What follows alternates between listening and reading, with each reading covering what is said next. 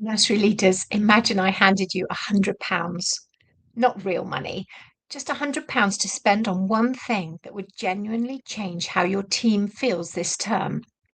That's exactly what I did with a room of nursery leaders last night. What if I told you that what they chose, almost every single person, wasn't a pay rise, wasn't more staff or an easier inspection? It was something you can give your team for free, something starting tomorrow. In this video, I'm going to show you what they chose, what it reveals about how your team really feels valued, and the one shift that changes everything. My name is Rowena Hicks. I spent over 30 years in education as a teacher, Senko, deputy head, had lots of roles, but eventually I burnt out. I trained as a coach and I wrote a couple of books because I don't want those in education to do what I did.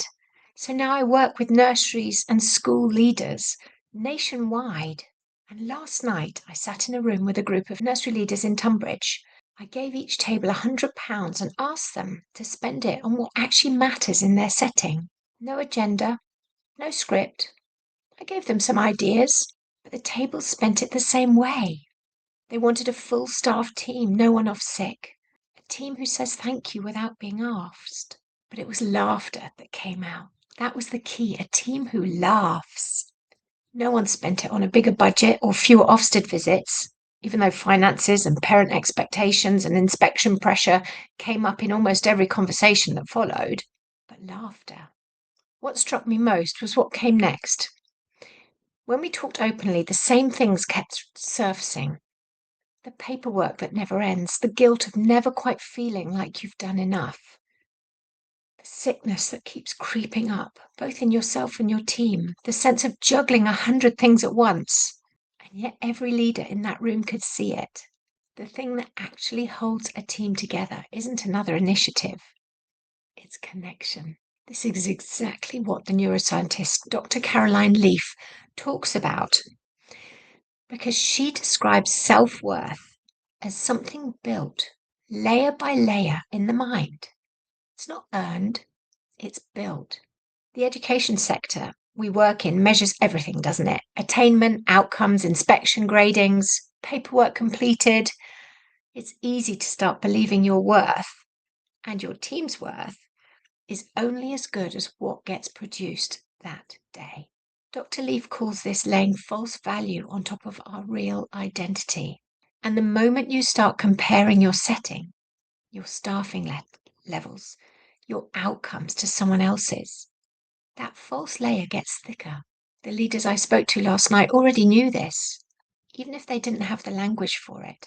They told me they valued face-to-face time with their team over so many other things, including CPD online, because connection doesn't happen through a screen. They knew CPD mattered, but couldn't always find a valuable way to fit it in. What they were describing, without quite naming it perhaps, was the difference between output and worth. Your team's value was never tied to how much paperwork got done today. Neither was yours. So here's what I want you to try. Run your own version of the £100 exercise at your next staff meeting. Give your team an imaginary £100 note and ask them where they'd spend it. What matters in their setting? You'll learn more about your team and what actually their needs are in 5 minutes than any survey will tell you, probably. Try it.